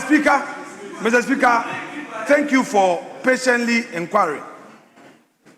It is his contention that the revenue increase at ECG is as a result of prudent management. That is his contention. My rebuttal in terms of the misleading fact is that the revenue increase is as a result of the 18% tariff adjustment. It's not because of prudent management. 2, Mr. Speaker, 2, the IPPs that they are getting more money funds to pay them. It's as a result of the 1 Ghana cedi per liter of petroleum, that levy they introduced, the Dumso levy. It is as a result of that Dumso levy, because in your submissions before the House, when you brought the levy, your argument was that the energy sector was accumulating debt. Therefore, you needed to impose this 1 Ghana cedi per liter. So, if you say there's prudent with management, all due respect, this doesn't qualify within our rules as point of order. That is your opinion. No. He is also entitled to his opinion. Mr. Speaker, if you may have I the be heard? opportunity to debate, Mr. Speaker, you may I may be do heard? so. I do not consider this to be misleading the House, which Very may well. probably form a subject matter or privileges by the rules. Mr. Speaker, with respect. Mr. Speaker, with I respect. recognize Honorable Ayarga. Mr. Speaker, with respect. I recognize Honorable Ayarga. Very well, if that is your pleasure. Mr. Speaker, when the minority leader rose up and caught your eye, you asked him, and he said he was rising on a point of order. And you asked specifically which point of order. Then he said the Honorable Deputy Minister is misleading the House. Mr. Speaker, I want him to show me specifically which provisions of our standing orders say that he can rise on a point of order claiming that a member is misleading the House. Mr. Speaker, let me read the Order 122 from beginning to end, because all our, our viewers are here, the televisions are on. 122 says, debate may be interrupted, A, by a point of order being raised, B, by a matter of privilege suddenly arising, C, by a point of information, elucidation, or clarification. There's nothing about misleading the House. D, by attention being called to the absence of a quorum. E, by attention being called to the presence of a stranger in the House. F, upon a point of procedure these are the grounds for interrupting a debate. And if you want to further raise a point of order, you must also go to content of speech. That is order 1, 2, 3.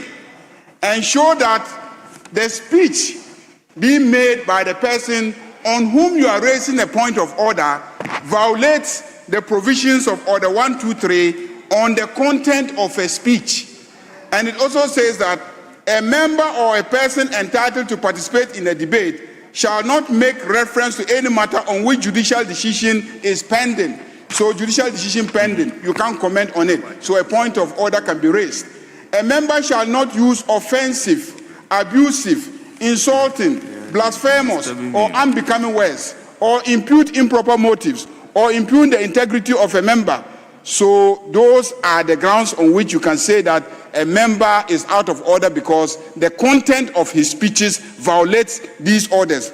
And then, members shall not raise any specific question upon which the House has come to a conclusion during the current session. That is 5.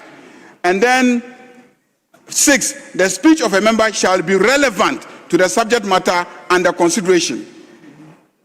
These are the matters that content of speech allow you to raise a point of order. I have heard people now and again rise up and say the member is misleading the House. No specific provision grounds you to raise a point of order simply by saying that this member is misleading the House. So the Honorable Minority Leader should show us specifically which provision of our standing orders he is standing on to interrupt debate. Yes, Minority Leader. Mr. Speaker, very good exercise indeed. I earlier on saw the Honorable Majority Leader rise on his feet to interrupt Honorable Patrick Boama. Mr. Speaker, the Honorable gentleman who leads this House did not cite any order. And I heard him, I was watching him. In fact, his attempt excited my entry into this chamber. He said that the NDC did not state in their manifesto that they were going to impose a state of emergency in this Galamsey matter. He didn't consider it a rebuttal which would be contained in his own submissions. But he got up to say that the honorable member must be interrupted. Anyway, Mr. Speaker, I am tempted to say that he comes to equity without doing equity. But since he's invited me on procedure, I would face him squarely. Mr. Speaker, he is known for convenience. He is known for convenience. Even when he himself had argued that when a matter is pending before court, this House should stay its hands. He is the same person to quickly say that even when a matter is pending before court, the House is not stopped. This is Ayariga for you. That is Ayariga, the convenience principle. He has introduced a convenience principle. So, Mr. Speaker, if he's saying that he's reading of order 122, there is no, can the majority leader keep quiet and gently listen? Because that's what I did. That is the rule. You must keep quiet and listen. Mr. Speaker, the order 122 upon which I mounted my argument of point of order is very clear. Mr. Speaker, at what point do you interrupt debate? The content of the speech is misleading. If a member argues that ECG has had increase in revenue as a result of prudence, what's the meaning of prudence? Meaning that previously the management of funds led to some waste. However, under this new management, they have taken some steps. Therefore, those steps have led to an increase in revenue. Mr. Speaker, first of all, when they were in opposition, they criticized the Haptel software machinery that has been put in place. They came, it's the same hotel system that is there. 2, we are telling you that the increase in revenue is as a result of the 18% tariff adjustment. That is one. 2, Honorable Minority Leader. Mr. Speaker, when the majority leader on his feet, you never ask him a question. Yes, this is becoming one too many. I won't accept this. You allowed him to speak. When it gets to us, then you start asking questions. Why didn't you interrupt him? Mr. Speaker, don't do this. Which question Mr. did I Speaker, ask you? Don't do this. Whenever they are Minority Leader, which question did I ask you? Which question did I ask you? Mr. Speaker, I never interrupted him. When he was on his Which feet, question did I ask you? Mr. Speaker, when he was on his feet, Minority Leader, not a word came from you. Honorable Minority Leader, you can have a disagreement with what the Deputy Finance Minister, is saying. You have the opportunity to debate. You have indicated that if the revenue was increased, it's because they have increased the tariff. If in his opinion that is prudent, that he is entitled to it. So that cannot amount to misleading the House.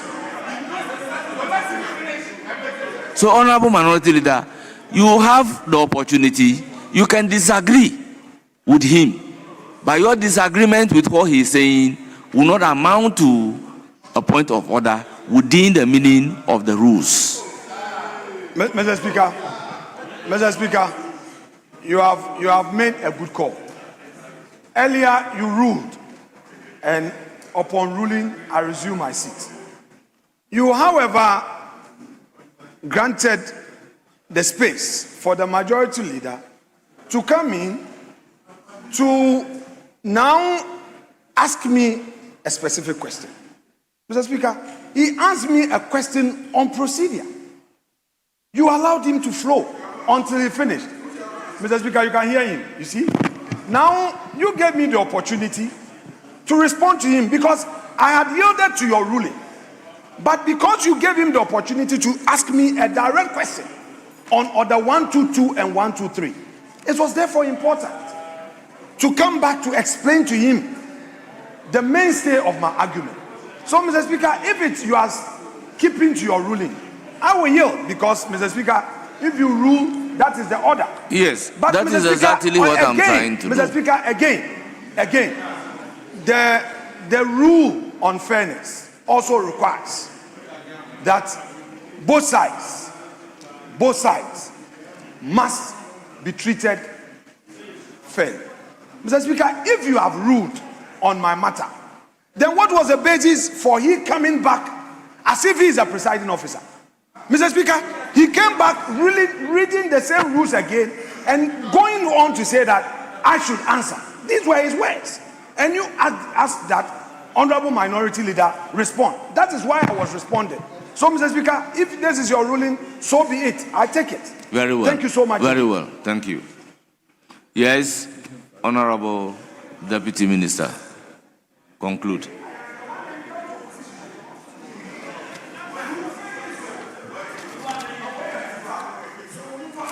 Mr. Speaker, in Akan, when a leader leads an army to war and he returns victorious, Honorable, he's given you the have 1 minute more. Osahene.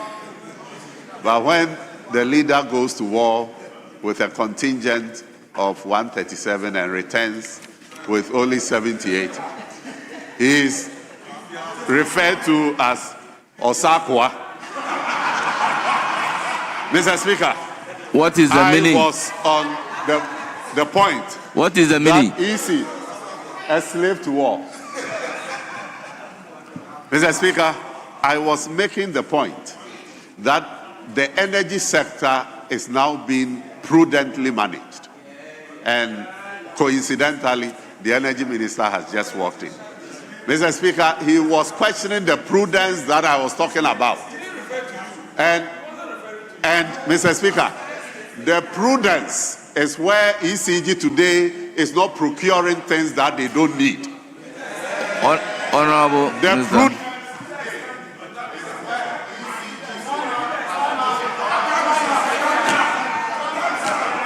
Honourable member, your time is up. I will proceed to give the floor to Honourable Isaac Boamah Nyarko. You have 10 minutes. Thank you very much, Right Honourable Speaker, for the opportunity to comment on the statement read by the Finance Minister with regards to the 2026 budget statement. Mr. Speaker, let me commence by speaking to one or two of the issues raised by the Deputy Finance Minister. Unfortunately, the Deputy Finance Minister, for the past 15 minutes, never commented on the budget that he himself has supported in presenting to the House.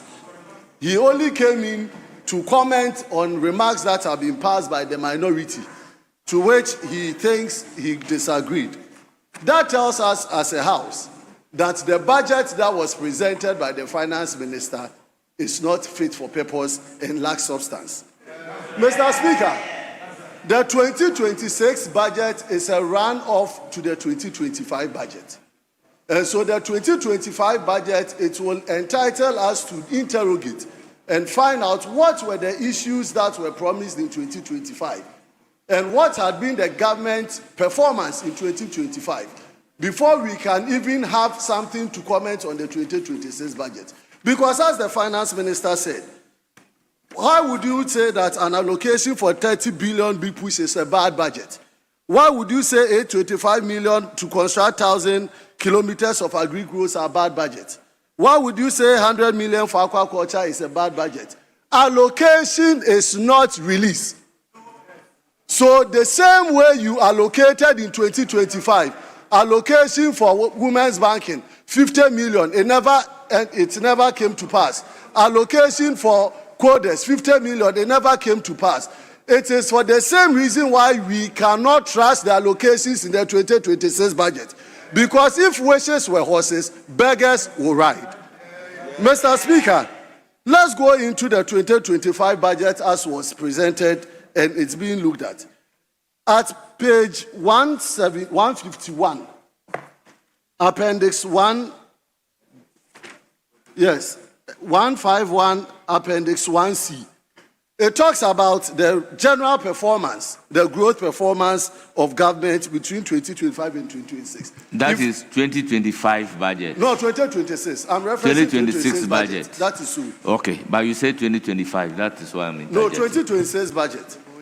Mr. Speaker, the theme of the budget itself is talking about resetting for growth, jobs, and economic transformation. Yet, when you look at the budget itself, there is very little that speaks into promoting growth, promoting jobs, and bringing transformation. I'm saying this in the context of industry because the employment situation in this country is hinged on how well government is resourcing industry and the service sector for growth. In page 151 under industry, the industry in 2024 grew by 7.1%. However, in 2025, it grew by 3.6%, a whopping decline of 100% in terms of growth in the industry. If you go under industry, Mr. Speaker, the major areas that propel growth under industry is manufacturing and then construction.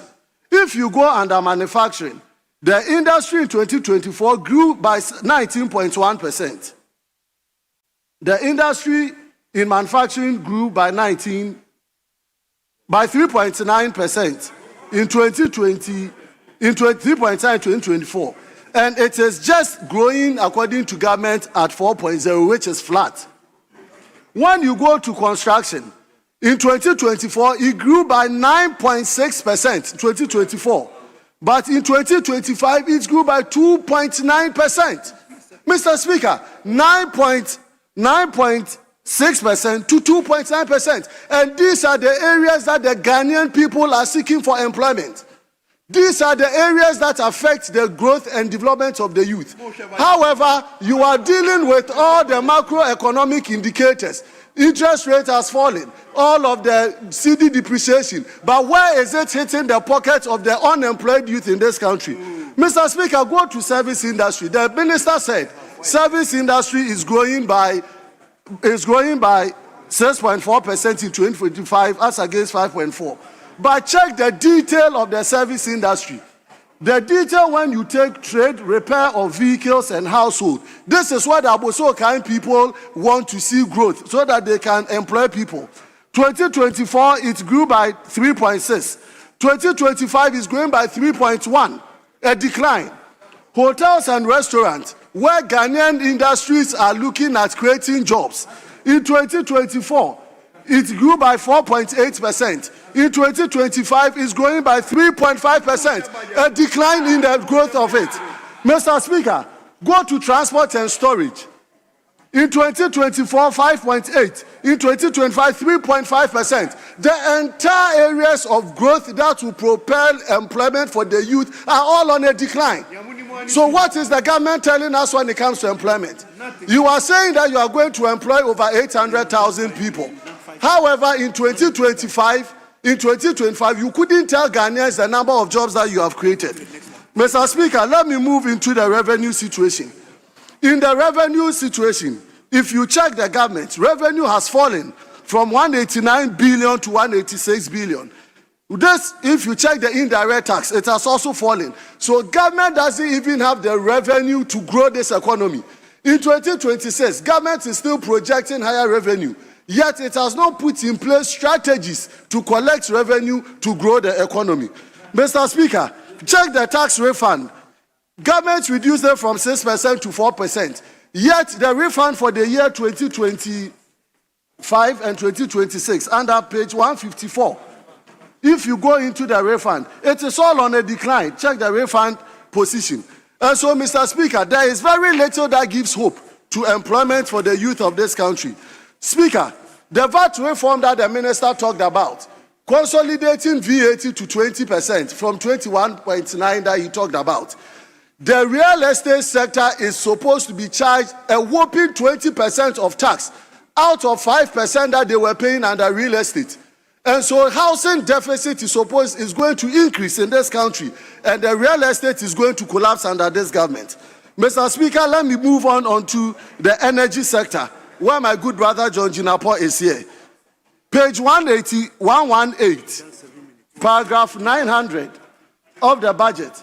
He's saying that Ghana's oil production has witnessed consistent decline over the years, falling from 71 million barrels in 2019 to 36 million in 2025, almost 50 million decline. That is our budget talking to us. Yet there is no strategic direction in improving or increasing our petroleum sector. Yesterday, the minister brought out Springfield, that they are taking away indigenous Ghanaian companies from the energy sector upstream. I'm asking the minister, when did they go into taking the foreign entities and now they are going into Ghanaian companies to take it? In conclusion, Mr. Speaker, I believe that the 2026 budget doesn't provide hope for the teeming youth of this country. Mr. Speaker, my colleagues on the other side should tell me, in the year 2025, how many people have you employed in your constituencies? Tell me, in the year 2020, all of you are chasing for jobs. You can't find them. Even in the military, when they were doing recruitment, over 80,000 applied, and then 6 had to perish because of your mismanagement and the way you are doing the recruitment at the military sector. And so, Mr. Speaker, I am saying that the youth want credible opportunities for job creation. It is not just about the macroeconomic indicators.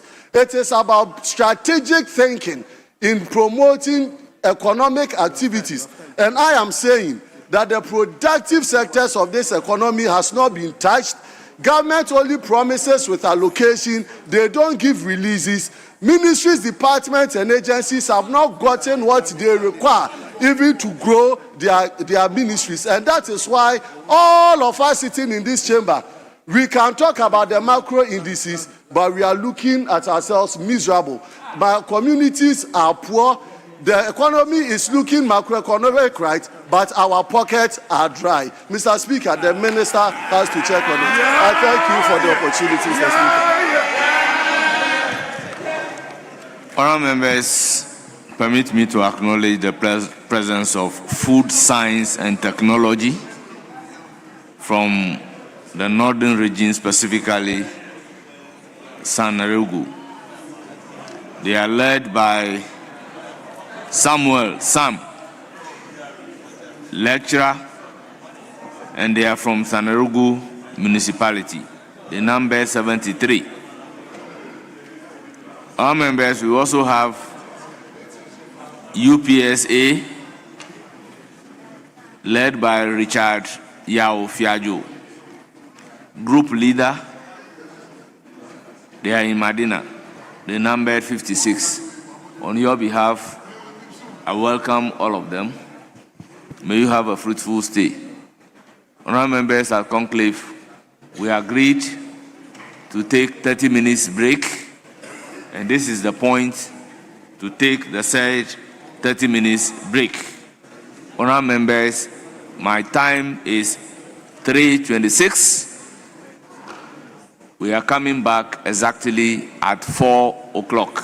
So accordingly, the House is temporarily suspended.